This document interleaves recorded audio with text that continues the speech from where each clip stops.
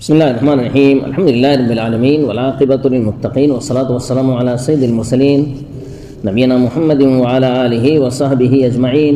ومن تبعهم بإحسان إلى يوم الدين. أما بعد. اللہ رب العالمین کا ارشاد ہے شہر رمضان الذي انزل فيه القرآن هدى للناس وبينات من الهدى والفرقان. ماہ رمضان المبارک وہ ہے جس میں قرآن مجید اتارا گیا ہے جو لوگوں کے لیے ہدایت اور حق و باطل کے درمیان فرق کرنے والا ہے. اور اللہ کے رسول صلی اللہ علیہ وسلم نے فرمایا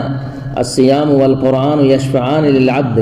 کہ روزہ اور قرآن مجید یہ قیامت کے دن بندے کے لیے سفارش کریں گے. روزہ کہے گا رب انی منعتہ الطعام والشہوات بالنہار کہ اے میرے پروردگار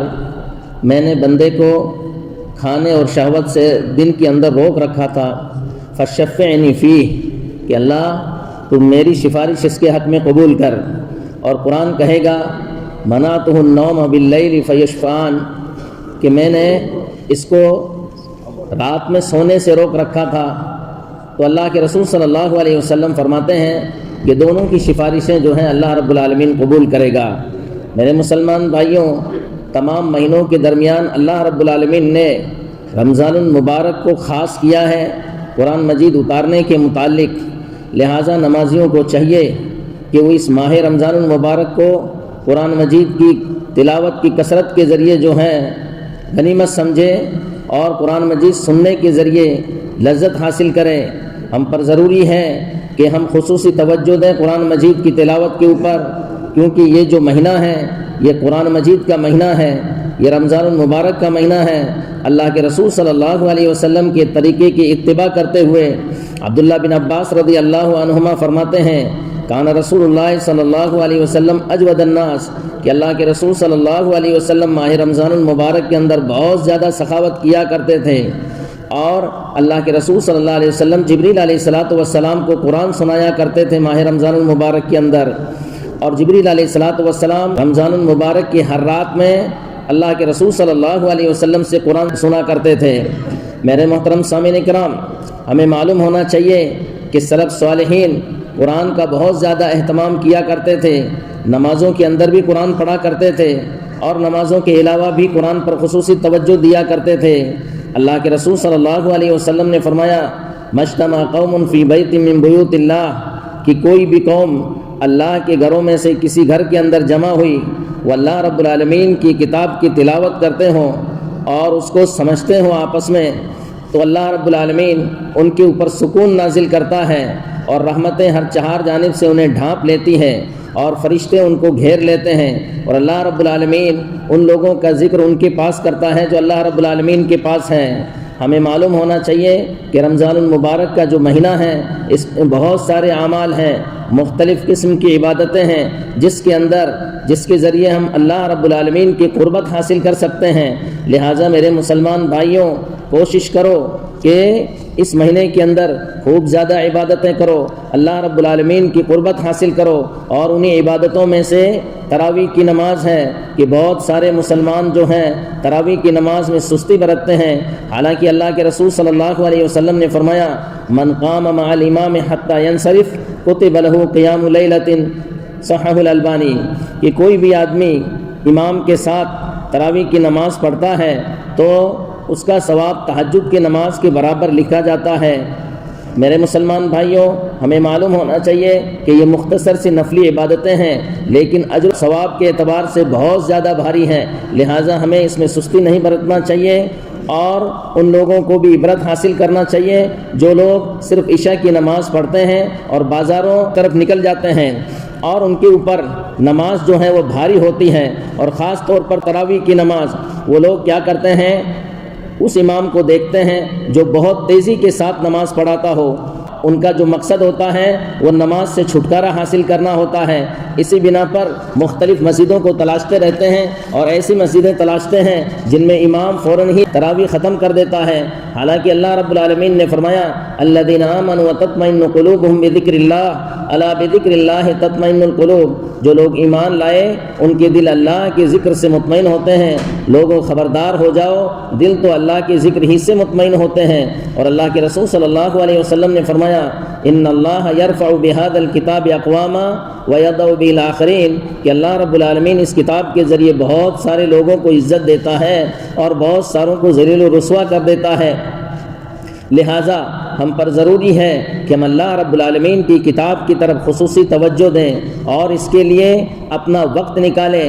اور اپنے اوقات کو قرآن مجید کی تلاوت کے ذریعے آباد کریں۔ مسلمانوں کے مستقبل کوئی ضمانت نہیں ہے سوائے قرآن مجید کے۔ مسلمانوں کو جو عزت ملی ہے بھائیوں وہ قرآن مجید کی وجہ سے ملی ہے، ان کو جو بلندی ملی ہے اس کا سبب بھی قرآن مجید ہی ہے، ان کو بے نیازی اور قوت جو ملی ہے وہ قرآن کی وجہ سے ملی ہے۔ اور اسی بنا پر قیامت کے دن قاری قرآن سے کہا جائے گا یقال لصاحب القرآن اقرا ورتقی، کہ قرآن مجید پڑھتے جاؤ اور اپنے منزلیں جو ہیں پار کرتے جاؤ، اور اسی طریقے سے قرآن مجید پڑھو جس طریقے سے تم دنیا میں قرآن مجید پڑھا کرتے تھے، کیونکہ تمہارا آخری ٹھکانہ اس آیت کے اوپر ہوگا جسے تم پڑھو گے۔ میرے مسلمان بھائیوں، یہ جو حدیث مشہور ہے، حالانکہ حدیث نہیں ہے، ایک ضعیف روایت ہے کہ رمضان المبارک کا پہلا جو عشرہ ہے وہ رحمت کا ہے، دوسرا مغفرت کا ہے، اور آخری جو ہے وہ جہنم سے آزادی کا ہے۔ یہ منکر حدیث ہے، ضعیف اور باطل حدیث ہے،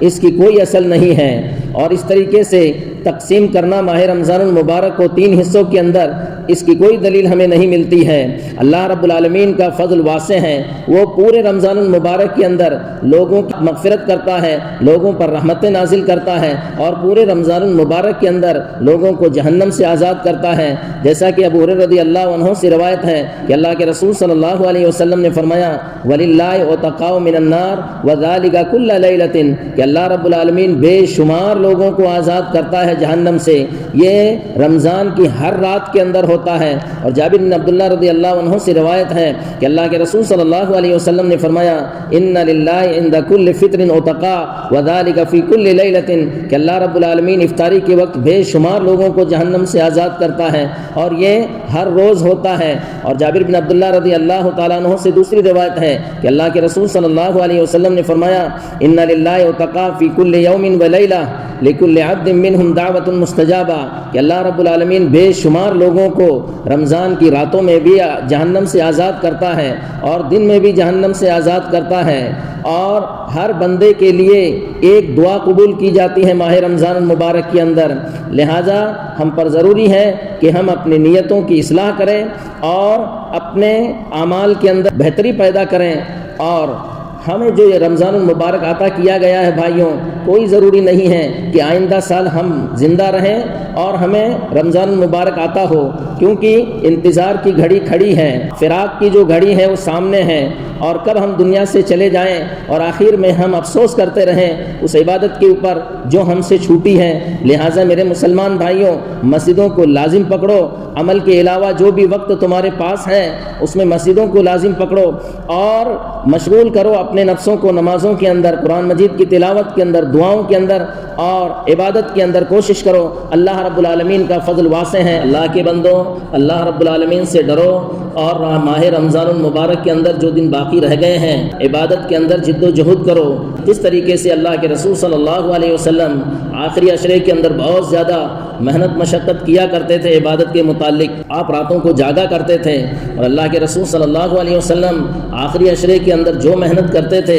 پہلے دنوں کے اندر اتنی محنت نہیں کیا کرتے تھے۔ اسی کے اندر اللہ کے رسول صلی اللہ علیہ وسلم اعتکاف بھی کیا کرتے تھے۔ عائشہ رضی اللہ تعالیٰ عنہ بیان کرتی ہے کہ اللہ کے رسول صلی اللہ علیہ وسلم رمضان کے آخری عشرے کے اندر اعتکاف کرتے تھے یہاں تک کہ وفات پا چکے۔ آپ صلی اللہ علیہ وسلم کے بعد آپ کے ازواج مطہرات نے اعتکاف کیا۔ عائشہ رضی اللہ عنہا یہ بھی فرماتی ہیں کہ اللہ کے رسول صلی اللہ علیہ وسلم جب آخری عشرہ داخل ہوتا تھا شد میزرہ واحیا لیلہ وایقظ اہلہ، عبادت کے لیے کمر کس لیا کرتے تھے اور اپنے گھر والوں کو عبادت کے لیے جگایا کرتے تھے۔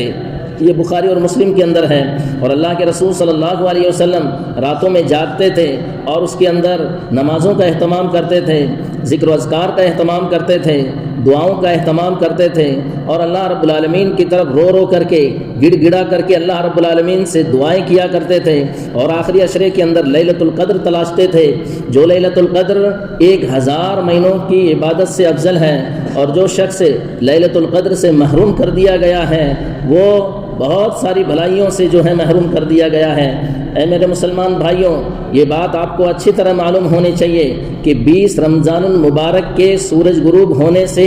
آخری عشرہ جو ہے داخل ہوتا ہے، تو جو شخص اعتکاف کرنا چاہتا ہو سورج غروب ہونے سے پہلے ہی اعتکاف کی جگہ میں چلا جائے اور وہ نہ نکلے یہاں تک کہ شوال کا جو ہے چاند دیکھ لے یا رمضان کے 30 دن جو ہے پورے کر لے، اور وہ آدمی کہ اللہ رب العالمین کی عبادت کے اندر لگا رہے، اعتکاف کے اندر تہجد کی نماز کا اہتمام کرے، قرآن مجید کی تلاوت کا اہتمام کرے، ذکر و اذکار کا اہتمام کرے اور دعاؤں کا اہتمام کرے۔ بڑے افسوس کی بات ہے کہ بہت سارے لوگ اور خاص طور پر جو ہیں عورتیں اور نوجوان رات بھر جاگتے ہیں، راتوں کی جو قیمت ہے ان کے نزدیک نہیں ہے کہ وہ جو ہیں ایک رکعت ادا کر لیں یا